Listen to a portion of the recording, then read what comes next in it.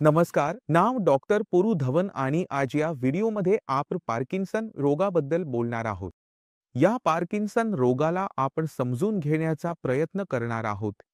याच्या लक्षणांना समजून घेऊ आणि रुग्णांना कसे सुधारू शकतो हे देखील पाहू. जेव्हा मेंदूची काम करण्याची क्षमता कमी होते, तेव्हा पार्किन्सन दिसतो. हा डोपामिन केमिकल मेंदूला मांसपेशींचे नियंत्रण करण्याची क्षमता देतो.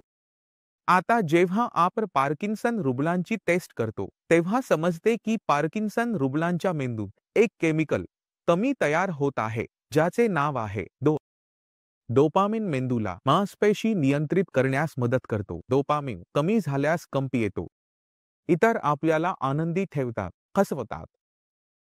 जर कोणाच्या मेंद्यात डोपामिनची सिक्रेशन कमी होऊ लागली, तर त्याच्या हातपायात तुम्हाला कंप दिसून येतो. दुसऱ्या रुग्णाचा मास्क थेस बनतो, डिप्रेशनचा शिकार होतो. त्यामुळे पार्किन्सनमध्ये डोपामिनची कमी होत आहे. आपल्याला हे समजणे आवश्यक आहे की डोपामिन शरीरात मेंदूत कमी का होत आहे. आपला मेंदू सतत काम करत असतो. आता आपल्याला हे समजून घेण्याची गरज आहे की डोपामिन शरीरात मेंदूत का तयार होत नाही किंवा का कमी तयार होत आहे. आपला मेंदू सतत करत असतो. 24 तास काम करत राहतो. थांबता थांबता, थकता थकता काम करत राहतो. पाहत आहे, ऐकत आहे, अनुभवत आहे आसपासच्या गोष्टी. जेव्हा आपण झोपतो तेव्हा स्वप्न दाखवत असतो, उपक्रम करत आहे. झोपेच्या वेळी आपल्या क्रियाकलापांची कमी होते. पण जर तुम्ही विचार केला तर जर कोणाला झोप कमी येत असेल तर तो दिवसभर 2 तास 3 तास झोपतो किंवा रात्री त्याला 3 ते 4 वेळा युरिनसाठी उठावे लागते, तर झोप व्यवस्थित येत नाही तर काय होईल. कधी तुम्ही जागरण केले आहे का? त्यानंतर तुमच्या शरीरात काय बदल होतात? शरीर चालण्याने चालत नाही, हातावर कापायला सुरुवात करतात, पुस्तक संपून जाते. कोणतीतरी चांगली कॉमेडी चालू असेल तर ती गाणी चालू असतात, कारण झोप पूर्ण झालेली नसते. काही रुग्णांच्या आधी असंच काहीतरी होत असतं. जर कोणत्या सामान्य व्यक्तीने आपल्या शरीरात सीज अनुभवायचा असेल तर आपला मेंदू आणि संपूर्ण शरीराची सामान्य सरासरी आयुष्य 80 ते 100 वर्षांच्या आसपास असते. पण जेव्हा आपण लोखंडापासून बनवलेली कार खरेदी करतो, तेव्हा तिचे वय 80 वर्षेही नसते. कधी विचार केला का का आपल्या शरीरात एक यांत्रिकी आहे, ज्यामुळे आपल्या शरीरात रोज होणाऱ्या तुटपुटीच्या गोष्टी चालताना किंवा काही काम करताना रात्री दुरुस्त केल्या जातात. ही दुरुस्ती पाकिस्तानात झाली नाही तर काय होईल? रोग वाढतच जाईल. तर दुरुस्ती होत नाही. शरीराची दुरुस्ती होत नाही. आपल्या शरीरात एक सायकल आहे. जागे असताना आपण शरीराचा जास्त वापर करतो, ज्यामुळे नुकसान होते. रात्री झोपल्यावर शरीर पुनर्प्राप्त होते. जर पुनर्प्राप्ती कमी झाली तर हळूहळू मेंदूवर परिणाम होतो आणि पार्किन्सनचे लक्षणे दिसू लागतात, कारण डोपामिन कमी रिलीज होते. झोप हा एक महत्त्वाचा घटक आहे. तो हळूहळू काय होतं की त्याचा मेंदू डेकोरेट करत राहतो आणि रुग्णाच्या आत पार्किन्सनचे लक्षणे दिसू लागतात, कारण रुग्णाच्या मेंद्यात डोपामिन कमी रिलीज होत आहे, कारण नुकसान झालं आहे आणि रुग्णाच्या हातपायात ट्रेमर्स दिसत आहेत. आता महत्त्वाचं आहे की आपण याला कसं पुनर्प्राप्त करू शकतो किंवा आणखी कोणते कारण आहेत ज्यामुळे पार्किन्सन होतो. तर झोप एक महत्त्वाचा घटक आहे, ज्यामुळे आपल्याला हे दिसून येतं. पाकिस्तानला कारणीभूत असलेला दुसरा सर्वात मोठा घटक म्हणजे तणाव. मानो की तुमच्या कुटुंबात काही दुर्दैवी घटना घडली. तुमच्या कुटुंबात कोणीतरी मरण पावला जो तुम्हाला खूप प्रिय होता. आता तुम्ही कंटिन्युअसली केबद्दल विचार करत असता की असं का झालं, का झालं, कोणत्या कारणामुळे झालं, माझ्यासोबत असं का झालं, माझ्यासोबत असं होऊ नये. मी तर भगवानाची भक्ती करत होतो. मानलं की मेंदू सतत काम करत राहतो आणि त्यामुळे काय होतं, इतका विचार करण्यामुळे शरीरात जो स्ट्रेस आहे तो खूप वेगाने वाढायला लागतो आणि जेव्हा आपल्या शरीरात स्ट्रेस असतो तेव्हा मन खूप वाढते.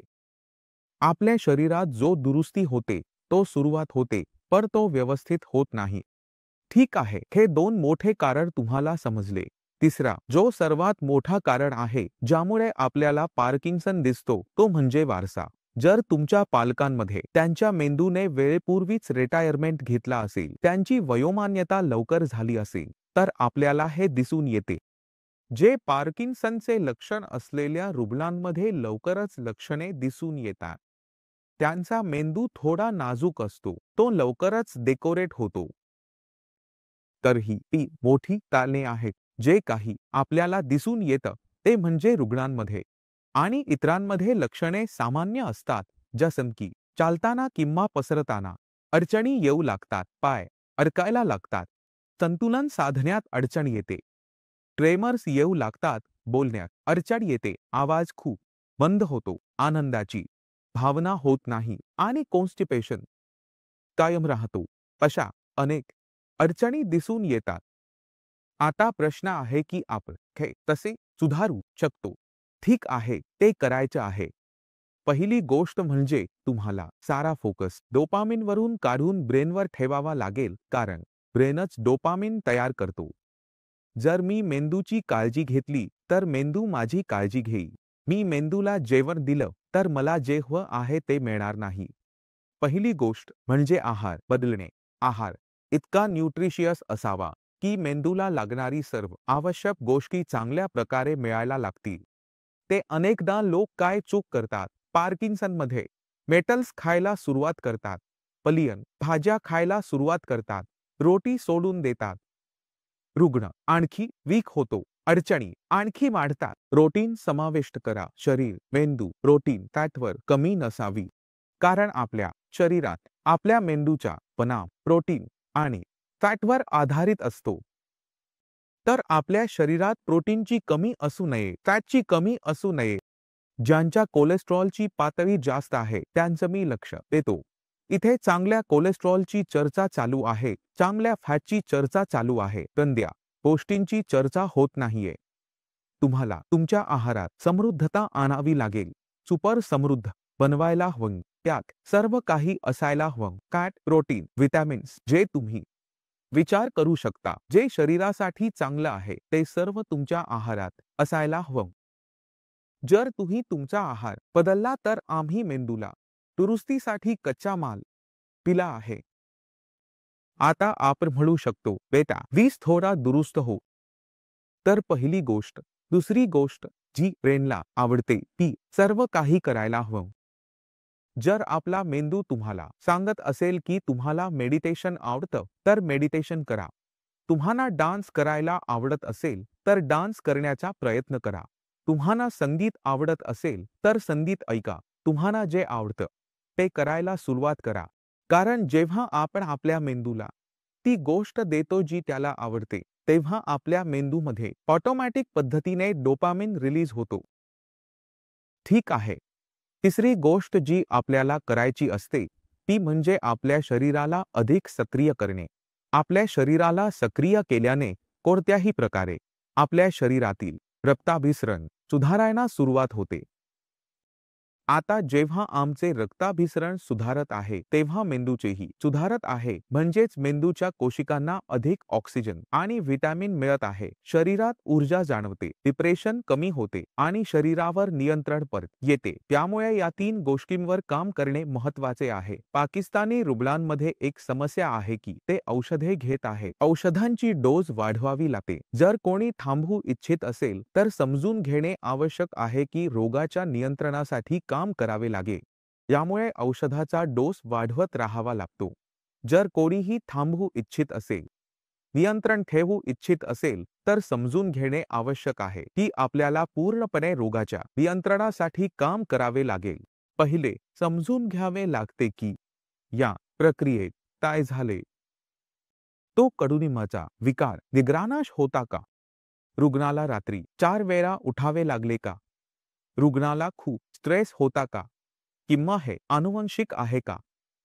तुम्ही आधी त्या घटकाचा शोध घेणार आहात ज्यामुळे रुग्णाला पार्किन्सनची समस्या झाली. दुसरी गोष्ट, तुम्ही काय करणार? तुम्ही त्याच्या शरीरावर लक्ष ठेवणार, त्याच्या संपूर्ण दिवसाच्या दिनचर्येवर लक्ष ठेवणार. रुग्णाला खाण्यात काय दिलं जात आहे, त्याचे शरीर कमकुवत होत आहे की त्याचे शरीर मजबूत होत आहे, सक्रिय होत आहे, हे तुम्ही नोटीस कराल. आणि रुग्णाच्या जीवनात जिथे अडचण आहे तिथून सोडवण्याचा प्रयत्न कराल.